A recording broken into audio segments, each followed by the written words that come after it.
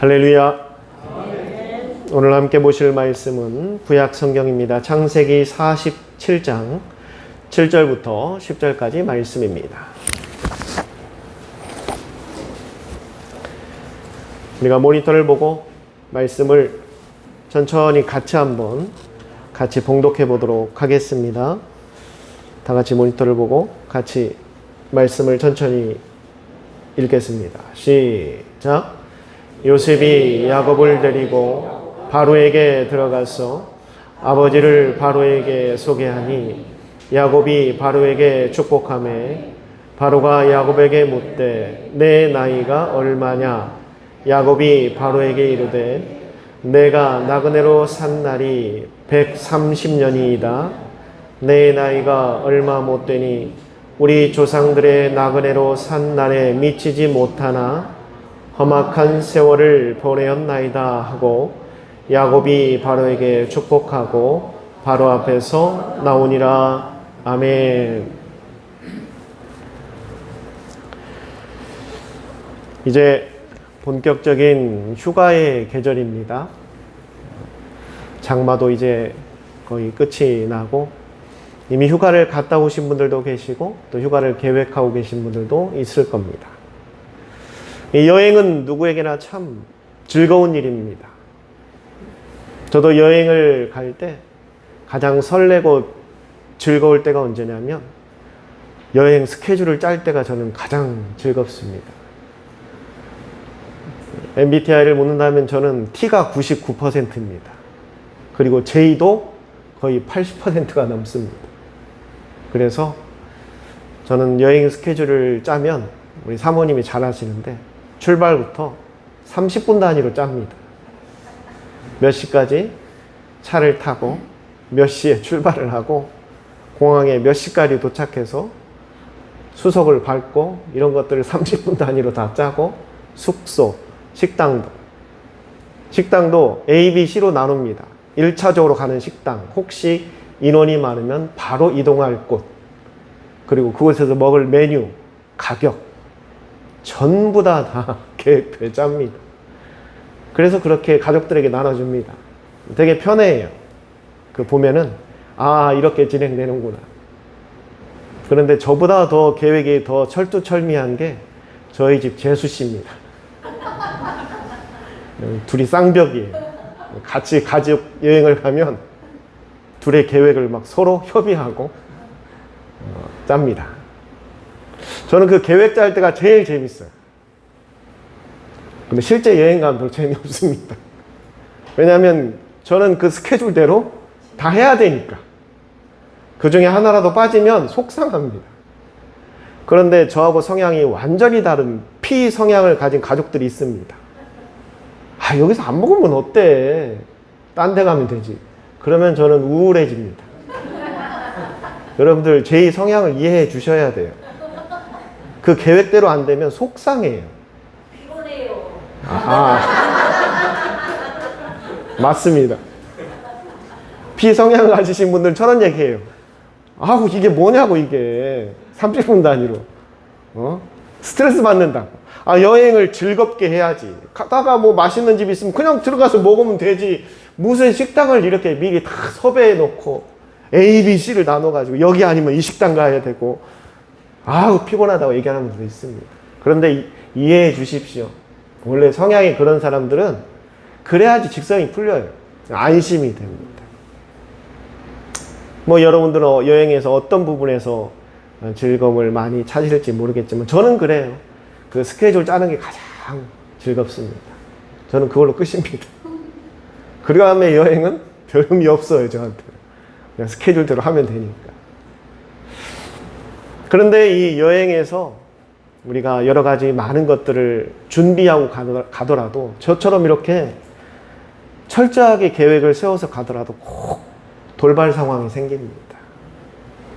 생각지도 못했던 일들이, 변수라는 것들이 꼭 발생합니다. 그래서 즐거운 마음으로 갔다가 속상하기도 하고 또 짜증나기도 하고 스트레스 받기도 하고 또 여러 가지 많은 감정들을 느껴요. 그리고 이제 여행이 다 끝나면 분명히 돌아와야 합니다. 여행 갔다가 안 돌아오면 그건 여행이 아니라 이제는 방황입니다. 여행의 마지막은 귀가해야 됩니다. 그렇게 해서 이제 여행이 끝이 납니다. 그런데 저는 이 여행을 생각해 보면서 어쩌면 우리 인생도 좀 이와 비슷하다라는 생각을 갖습니다. 우리는 다들 어린 시절을 겪습니다. 그때는 참 꿈도 많아요. 하고 싶은 것도 많고 다들 뭔가 큰 한 자리를 해야겠다라는 마음들도 같습니다. 포부가 큽니다. 그리고 청년의 시기가 되어 이제 그것들을 차근차근 준비해 갑니다. 그런데 이때부터 이제 변수라는 것이 생기기 시작합니다. 내가 바라는 것들이 이루어지지 않고 내가 목표한 것들을 이루지 못하는 상황들이 생기기 시작합니다. 그러면서 이제 장년의 시기에 들어갑니다. 그때는 이제 많은 것들을 깨닫게 돼요. 아, 내가 원하는 대로 다 되는 세상이 아니라는 것을, 내가 계획한 대로 이루어지는 세상이 아니라는 것을 깨닫는 시기가 됩니다. 그리고 이제 마지막엔 노년의 시기에 접어듭니다. 그 인생을 이제 마무리해 가는 시기가 온다라는 것입니다. 그런데 이것이 단순히 인생뿐만이 아니라 우리 신앙도 이와 매우 흡사합니다. 처음엔 뜨거운 열정으로 시작했는데, 구원받았다라는 그 열정 가지고 시작했는데 점점 삶을 살아가면서 삶에 지치고 또 각자가 가지고 있는 여러 가지 어려움과 무거운 짐으로 인해서 신앙생활에 많은 고비들을 겪게 됩니다. 그것들을 극복해내며 또 성장하고 성숙해가고, 예전에는 참 많은 것들을 기대했는데 이제 마지막 때가 다가오면서 주님 오실 날만을 기대하게 된다라는 것.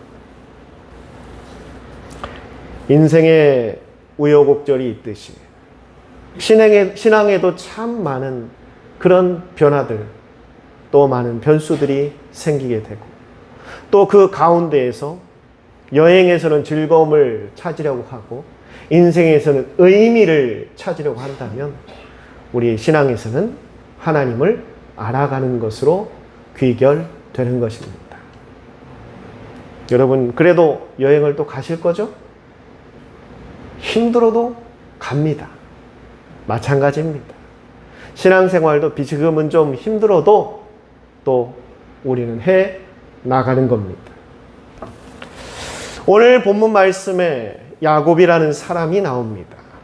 그 아들 요셉이 죽은 줄만 알았는데 그 아들 요셉이 이집트, 애굽의 총리가 되었어요. 왕 다음에 서열의 2위가 되어 높은 지위를 얻게 되었습니다. 그래서 그 요셉이 그 아버지와 형제들을 이 애굽으로 다 초대합니다.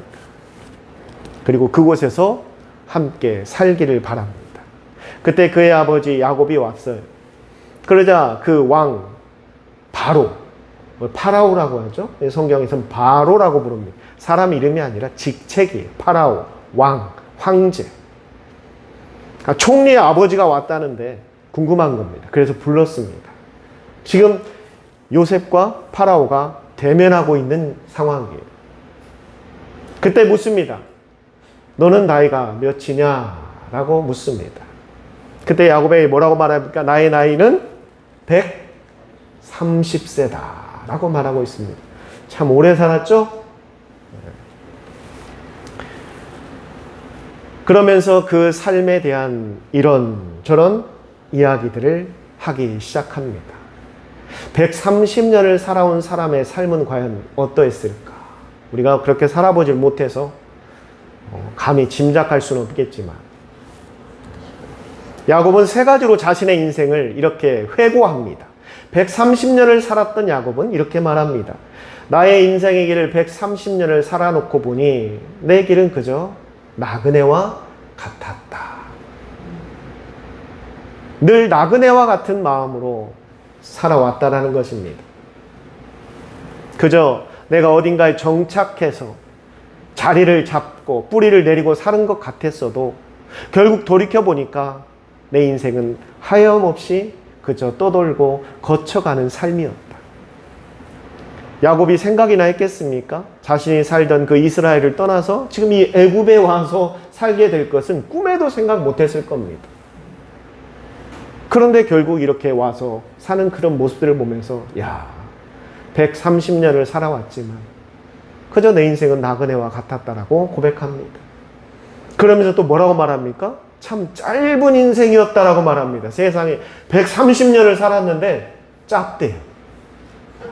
너무 욕심이 많은 거 아닙니까? 130년을 살았는데 인생이 짧다. 아마 여기 계신 연세가 지긋하신 분들은 이 말을 이해하실 겁니다. 저도 20대, 30대는 이런 말을 이해를 못했습니다. 빨리 더 어른이 되고 싶고 빨리 나이를 먹고 싶었어요. 그런데 이제 50이 넘어가다 보니까 세상이 진짜 빠르다라는 걸 이제 조금 경험합니다. 어떤 사람들이 그런 이야기를 합니다. 10대 때는 그 인생의 시속 10km로 간대요. 20대 때는 20km로, 30대는 30km로, 60대는 시속 60으로. 근데 지금 여기 계신 몇 분은 지금 시속 80으로 가고 계신 분도 있습니다. 과속하고 계신 분들 몇 분 계세요, 지금. 진짜 그렇게 느낀대요. 나이가 들면 들수록 그 인생의 시간이 너무나 빨리 간다. 그럼 130년을 살았으면 시속 몇 킬로로 가고 있습니까? 130킬로로 달리고 있다는 얘기예요. 그러니 인생이 참 짧구나라는 걸 느꼈다는 겁니다.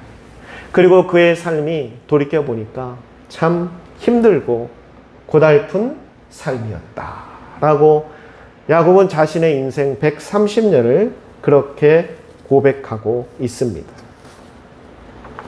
그런데 성경에 보면 이 야곱과 같은 똑같은 이야기를 했던 사람이 또 한 사람이 있습니다. 그 사람은 바로 여러분들이 잘 아는 모세입니다. 모세는 야곱 이후로 400년 이후에 태어난 사람입니다. 요셉이 야곱과 함께 애굽에 들어와서 그 가족들이 살면서 점점점 시간이 지나 몇 년이 흘렀다고요? 400년이 흐른 이후에 등장한 사람이 모세예요. 야곱 다음에 400년 이후 사람이에요. 그 모세 또한 시편 90편 9절부터 10절에 이렇게 말합니다. 우리는 모든 날이 주의 분노 중에 지나가며 우리의 평생이 순식간에 다하였나이다. 우리의 연수가 70이요 강건하면 80이라도 그 연수의 자랑은 수고와 슬픔뿐이요 신속히 가니 우리가 뭐한다? 날아가는 것 같다라고 표현하고 있습니다. 야곱이 했던 말과 모세가 했던 말이 똑같습니다. 그렇죠? 그 인생이 참 날아간다라는 표현을 하고 있어요. 빠르다라는 걸 넘어서 그냥 시간이 슝 하고 날아가고 있대요, 지금. 그리고 그 인생이 참 고달프고 힘들었다라고 다들 그렇게 말하고 있습니다. 성도 여러분, 그렇다면 지금 여러분의 인생은 어떠합니까? 여러분의 인생은 지금 어떠한 인생을 살아가고 있습니까? 우리는 야곱의 고백처럼 모세의 고백처럼 그 한계가 정해져 있고 또한 나그네와 같은 인생을 살고 있고 그 끝이 있다는 것을 분명히 들었음에도 안타까운 것은 여전히 우리는 이곳에서 영원히 살 것처럼 살아가고 있다는 겁니다. 130년을 살았던 야곱도 또한 모세도 그 인생을 이렇게 회고하며 우리에게 교훈을 주고 있는데 이것을 들었음에도 우리는 영원히 이 땅에서 살 것처럼 그렇게 산다라는 것입니다.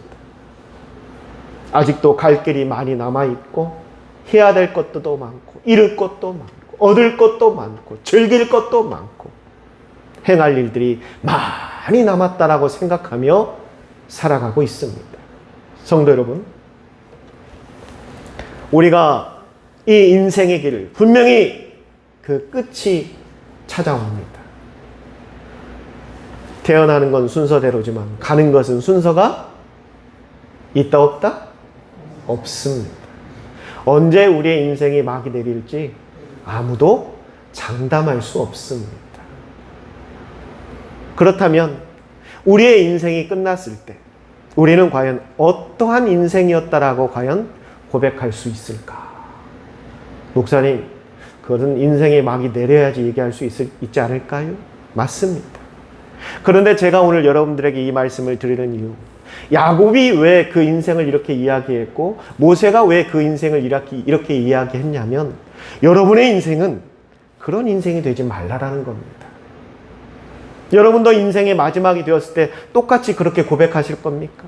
참, 시간이 너무나 빨리 지나갔고 그저 내 인생은 험난하고 고달픈 인생이었다. 슬픔이 한가득이었다. 그런 아쉬움만, 후회만, 안타까움만 남기는 인생으로 그 끝을 맺고 싶으신 분은 아무도 없을 겁니다. 오늘 야곱의 고백, 모세의 고백을 우리가 듣는 이유는 뭐냐면, 우리는 그래도 아직 많은 시간이 남아 있습니다. 할렐루야! 많이 남아 있죠? 많이 남아 있습니다. 여러분, 어떤 연구 조사에 따르면, 제가 한번 나중에 또 설교할 때 쓰겠지만, 1970년 이후에 태어나신 분들의 평균 수명은 약 120에서 130세라고 합니다. 너무나 의학이 발달해가지고 1970년대 이후에 태어나신 분들은 앞으로 120, 130년을 뭐 특별한 병에 걸리지 않는 이상은 산답니다. 좋으시죠? 얼마나 기쁩니까? 근데 1969년 이하는 안 됩니다. 안 돼. 그 사람들은 안 돼. 1970년 이후 사람들만. 뭐 우리가 얼마를 살든 오래 사는 게 중요한 게 아니라, 그 인생이 끝났을 때 참 나는 감사한 삶이었다. 보람된 인생이었다.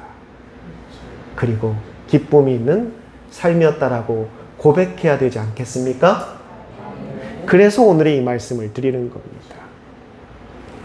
저는 우리의 인생과 여행이 비슷하다라고 말씀드린 이유가 있습니다. 그 이유는 무엇인가?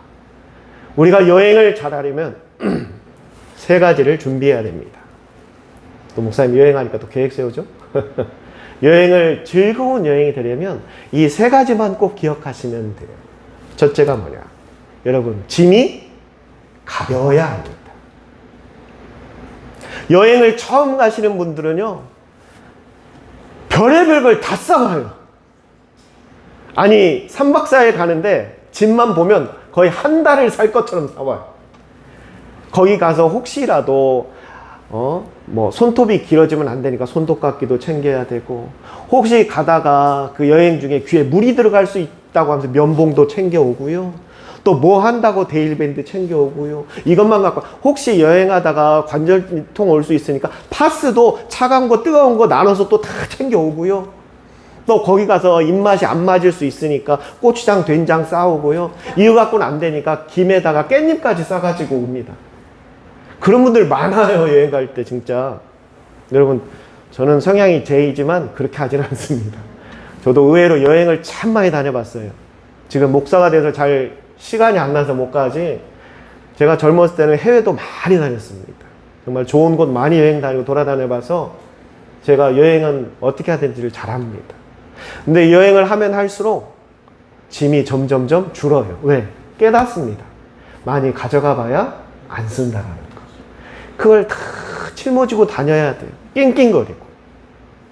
여러분, 여행이 즐거우려면 먼저 뭐부터 줄여라? 짐부터 줄이십시오. 이게 무슨 이야기냐? 우리의 인생도 마찬가지입니다. 여러분의 인생이 정말 행복하고 즐거운 인생이 되려면 여러분들을 짓누르고 있는 그 짐으로부터 자유하셔야 합니다. 그런데 이 짐이 내가 원하지 않는데 생기는 짐도 있지만 필요하지도 않은데 짊어지고 있는 짐들도 의외로 많다라는 것. 그 대표적인 게 뭔지 아십니까? 고민입니다. 고민. 여러분이 고민의 짐에 한번 빠지면은요, 답이 없어요. 실제로 우리가 불행하게, 불길하게, 부정적으로 생각하는 그 고민의 약 80% 이상은 우리 삶에 절대 일어나지 않는답니다. 내가 암에 걸리면 어떡하지? 내가 이러다 죽으면 어떡하지? 아, 내가 이러다가 숨이 멎으면 어떡하지? 아, 내가 이러다가 망하면 어떡하지? 아, 내가 이러다가 어떻게 되면 어떡하지? 여러분, 그런 일은 실제 안 일어납니다. 안 일어날 확률이 80% 이상이에요. 그런데 인간은 수없이 그런 많은 걱정과 근심과 고민을 끌어안고 살아가고 있어요. 그게 인생의 짐이 되면서 여러분들을 즐겁게 하지 못한다는 겁니다. 또 신앙생활도 마찬가지. 신앙생활도 내가 이렇게 하다 하나님 앞에 벌 받으면 어떡하지? 내가 이러다가 하나님 앞에 저주 받으면 어떡하지? 내가 이렇게 하다가 하나님 앞에 벌 받으면 어떡하고, 이렇게 하다가 내가 하나님 앞에 징계 받으면 어떡하지? 끊임없는 그 죄의식이 짐이 되어서 우리 신앙생활에 발목을 잡습니다. 그래서 예수님이 말씀하시잖아요. 우리가 쓸데없는 짐을 그렇게 짊어지고 인생을 고달프게 살아가고 있으니 그 짐은 그만 나에게 다 내려놓고 너희는 쉼을 얻으라. 할렐루야. 여러분, 여행도 마찬가지고요. 인생도 마찬가지입니다. 짐을 가볍게 하십시오. 그래야 여행이 즐거워지고요. 여러분의 인생도 즐거워집니다. 그리고 여행에서 두 번째 중요한 게 뭔가? 바로 함께하는 동행자가 중요합니다. 여러분, 아무리 좋은 나라, 멋있는 나라, 맛있는 음식을 먹어도요, 마음에 안 드는 사람, 말이 안 통하는 사람이랑 한 3박 4일, 9박 10일 같이 여행을 한번 해보십시오. 그 순간 그 여행은 지옥이에요, 지옥. 지옥이라니까요. 아무리 좋은 나라 가서 좋은 풍경을 보고 맛있는 음식을 먹어도 나랑 원수인 사람과 같이 여행 한번 해보세요. 지옥입니다. 그런데 내가 정말 사랑하는 사람, 나와 마음이 통하는 사람, 말을 안 해도 그냥 다 알아주는 사람과 함께 여행을 가면요, 그곳이 어디든 그냥 동네 뒷산을 올라가도요 행복합니다. 우리 김성복 성도님 그러셨잖아요. 네. 표정 보니까 그런 것 같아요. 우리 유경호 성도님이랑 어디를 가도 행복하시잖아요. 그쵸?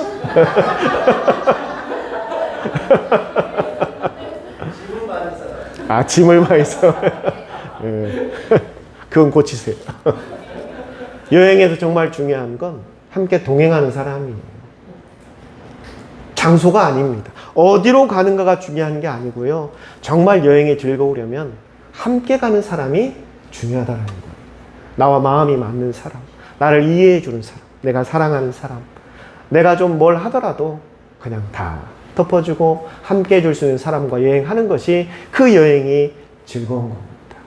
그런데 여러분, 아무리 내가 사랑하는 가족들, 부모, 형제도요, 때가 되면 이별을 해야 합니다. 영원히 함께 살 수는 없어요. 다들 이별을 준비해야 합니다. 그러나 여러분, 우리가 내 가족도 떠나고 내 배우자도 떠나고 내 아는 사람들이 떠난다 할지라도 영원히 나를 떠나지 않고 나를 이해해주고 또 나를 품어주고 나를 사랑해 주시는 분이 계십니다. 그분이 바로 예수 그리스도입니다. 여러분의 인생, 물론 가족도 소중하고요, 배우자도 소중합니다. 그러나 여러분의 인생이 정말 보람되고 의미 있고 기쁨이 있는 그런 인생이 되려면 예수님과 동행하시기를 바랍니다. 예수님은 우리의 부족함을 다 아세요. 우리의 허물도 아시고 우리가 뭐가 잘못되는지도 다 알고 계십니다. 그 예수님이 우리의 인생의 동행자가 되신다면 여러분의 인생은 가장 가치 있고 의미 있는 인생이 되실 겁니다. 그리고 마지막으로 우리 여행에서 정말 중요한 게 있습니다. 그건 뭐냐? 바로 돌아갈 집이 있어야 한다는 겁니다. 방랑자와 여행자의 차이는 무엇이냐? 아주 간단합니다. 방랑자는 돌아갈 곳이 없는 사람입니다. 여행자는 돌아갈 곳이 있는 사람입니다. 우리의 인생은 방랑하는 인생이 아니라 여행하는 인생이 되어야 합니다. 그러려면 우리가 돌아갈 집이 있어야 돼요. 여러분, 아무리 좋은 곳에 가서 9박 10일이 됐든 한 달이 됐든 산다 하더라도 그래도 어디가 좋아요? 집이 좋아요. 내 집이 좋아요. 그래도 아무리 좋은 호텔에서도요, 여러분들 몇 날 며칠 있어도요, 그때는 며칠은 좋죠. 근데 시간 지나면 불편해집니다. 맛있는 음식도요, 입에 물려요. 집에 가서 그냥 먹던 반찬에 그렇게 먹는 게 맛있고 그게 생각날 때가 있어요. 그러면서 다들 이제 집에 돌아가자 하면서 여행 끝나고 다 돌아오시잖아요. 안 돌아오셨으면 여기 안 계셨을 거예요, 지금. 여러분, 여행에서도 정말 중요한 건 내가 돌아갈 집이 있다라는 거. 이 땅에 살아가는 사람들은 지금 육신의 집, 내가 육신이 거하는 집만을 지금 떠올리고 계실 텐데 우리 인생에는 분명히 그 끝이 있습니다. 그 끝이 왔을 때 우리가 돌아갈 집이 어딘가를 생각해 보라는 겁니다. 하나님께서는 우리의 영원한 처소인 천국을 예비해 두셨습니다. 여러분들은 분양 받으셨나요? 천국에 분양 받으셨어요? 저는 아주 오래전 받았어요. 일찍 받아 좋은 곳으로 남양으로 해서요. 층수도 딱 8층, 9층 거기로 해서 분양 받았습니다. 평수요? 평수는 지금 조금 인테리어 중이라 넓어지고 있습니다. 넓어지고 있어요. 하나님이 그때 보고 결정하겠대. 잘 못하면 하나님 평수를 줄인대. 잘하면 평수를 늘린대. 성경에 나오는 얘기예요, 여러분. 바울이 분명히 얘기했습니다. 이 땅에서의 삶을 가지고 우리가 살 천국집의 평수를 결정하겠다고 했어요. 그걸 물론 상급이라고 표현했는데 잘하면 평수가 늘어나고요. 못하면 평수가 줄어들어요. 이 땅에서 대충 살다가 신앙생활 대충 하다 가면은요, 아마 원룸에서 할 겁니다. 제가 미국에서 공부하고 처음 한국 들어왔을 때 돈이 없어가지고 원룸에서 사모님이랑 둘이 살았거든요. 8평에서 살았습니다. 그 안에 방, 화장실, 싱크대, 세면대, 그냥 방 안에 같이 있어요, 다. 사모님이 참 고생 많았어요. 근 4, 5년간 거기서 7년간. 거기서, 그리고 목사 안 굶기겠다고 세상에 거기서 모든 요리 다 했어요. 그 8평짜리 원룸에서. 다 해먹고 살았습니다. 옷에 냄새 뵐까봐 그것도 다 신경 쓰고. 여러분, 천국 가서도 그렇게 살면 안 되잖아요? 나중에 여러분들 집 초대했는데 갔을 때 원룸이면 제가 들어가기 참 무안하잖아요. 여러분들, 그러면 이 땅에서의 삶이 하나님과 늘 동행하는 삶이 되어야 합니다. 우리의 처소는 어디라고요? 이 땅이 아니라 천국입니다. 아직 분양 못 받으신 분들 있으면 꼭 저한테 오십시오. 분양권이 저에게는 없지만 제가 복덕방 사장이라 분양을 소개할 수는 있어요. 분양권은 하나님한테 있습니다. 복덕방 주인이라서는 소개만 할 수 있어요. 아직도 천국에 분양권이 없으신 분들은 빨리 찾아오십시오. 예수님이 오시는 날 분양이 끝납니다. 그때는 더 이상 돈을 수억만금을 가지고 온다고 해도 못 사요. 지금 그냥 믿음으로 공짜로 줄 때 받으십시오. 사랑하는 성도 여러분, 저는 인생을 여행에 빗대어 여러분들에게 말씀드렸습니다. 여행이 즐거우려면 짐이 가벼워야 되고 또 함께하는 사람이 중요합니다. 그리고 돌아올 분명한 집이 있어야 합니다. 왜 여행을 인생에 빗대었는가? 너무나 비슷하기 때문에. 우리도 분명히 인생이 끝나는 때가 옵니다. 여기 20대, 30대들은 생각도 안 하고 있겠죠. 그러나 여기 있는 우리들도 여러분들 나이 때 똑같았습니다. 한 번도 죽음에 대해 생각해 본 적이 없어요. 그건 그저 나와 관계없는 얘기라고 그렇게 생각하고 살았습니다. 그런데 어느덧 벌써 그것을 고민하는 나이가 되어버렸습니다. 우리의 인생이 분명히 끝나고 청산해야 될 때가 찾아옵니다. 그건 누구도 피할 수 없습니다. 돈이 많든 없든, 그가 권력이 있든 없든 누구나 다 그 앞에서 청산해야 합니다. 그때 적어도 우리의 인생만큼은 의미 있고 가치 있고 보람 있고 참 행복했다, 즐거웠다라고 고백하는 여러분이 되시기를 바랍니다. 그러기 위해서는 3가지 인생의 짐을 가볍게 하십시오. 쓸데없는 고민하지 마시고 가볍게 하시고 근심 걱정이 있다면 주님께 맡기시기를 바랍니다. 그리고 영원히 나를 배신하지 않는 우리 주님 손 꼭 잡고 동행하십시오. 그리고 우리에게는 돌아갈 천국이 있다는 것을 꼭 기억하시고 그 믿음으로 살아가신다면 여러분의 인생이 끝나는 날 그 누구보다 가장 의미 있고 가치 있고 기쁘고 행복한 인생이 될 것이라고 저는 확신합니다. 그러한 인생들이 되시기를 주님의 이름으로 축원합니다. 기도하겠습니다.